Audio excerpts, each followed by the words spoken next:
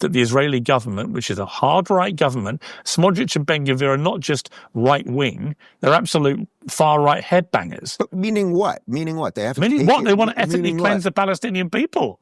Come on, Dave, they do. They're in the government and they haven't taken an extra inch of the West Bank. They're not. Well, actually, that's not true. They haven't. They've been expanding settlements left, right, and centre. They haven't. Yes, they have. Piers, you know they have. In this video, we're looking at a conversation between Piers Morgan and Dave Rubin, a far-right political commentator and talk show host.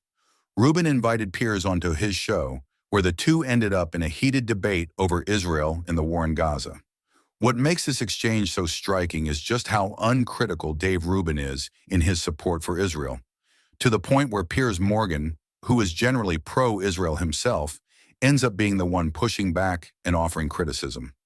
After years of violence and devastation, even Piers acknowledges that Israel deserves serious scrutiny. Rubin, however, refuses to entertain any criticism at all, and that's what turns the discussion into a fiery confrontation. In the first question, Dave asks Piers Morgan whether he acknowledges that there has been no starvation in Gaza, to which Piers responds, no. Shocking, I know.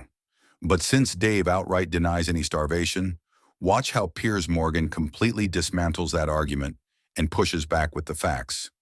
You acknowledge that there's been no starvation, correct? No. You don't acknowledge that? I don't acknowledge that. Well, there was starvation of the Israeli hostages, but you yes. So where are the videos and images of the starving Gazans? Well, I've seen a lot, but you would dismiss them all as fakes. No, I wouldn't. I mean, if you can show me one, I'll tweet it out. Okay, here's my problem with this. Yeah. So the problem is my number one problem with this. Yeah.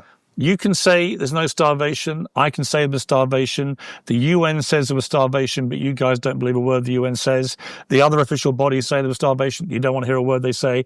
Israel denies everything. And in the end, the biggest problem is that Israel will not allow, to this day, international journalists into Gaza to do their jobs. And I keep asking, why is that? Because you and I can... Well, because they're virtually all activists, not journalists. No, I don't mean Palestinian journalists. Yeah. I mean international journalists. No.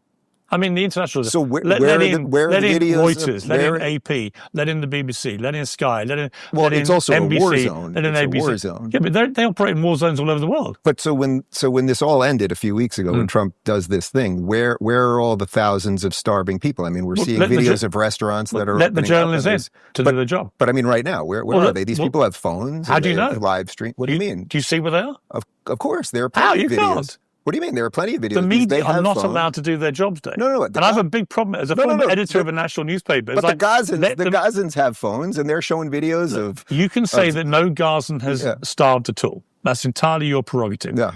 The reports by almost every official body say the opposite, but you don't believe them. My view is you're entitled to not believe anyone, right? It's fine. I had that thing with Meghan Markle. Didn't believe her either. It cost me my job. However, the best way to get to the truth is let journalists who are used to covering in war zones, let them go in and do their job. Particularly now we have the ceasefire. So let them go in. There is a reason the Israeli government is not letting the media in. And I fear I know what it is. They are terrified about what the world will uncover. I just think that's just... At this point, Dave is so locked into defending Israel that he won't accept anything that goes against his narrative, even when facts and sources are right in front of him. Meanwhile, Piers Morgan is doing the complete opposite of what we usually see from him, showing that even a broken clock can be right twice a day.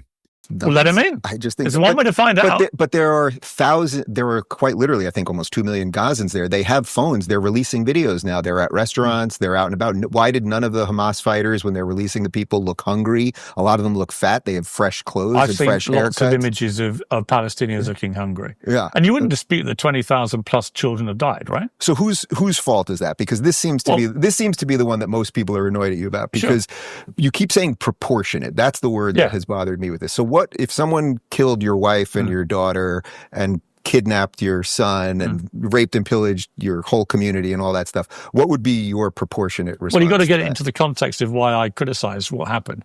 I do believe the 3-month blockade earlier this year was a criminal blockade.